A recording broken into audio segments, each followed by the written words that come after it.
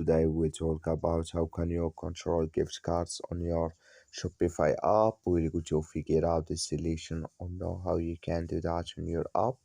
So all you have to do, you just go down, click on this sign down here. So when you click on this sign, it's going to show for us a list like this. And you click here on settings.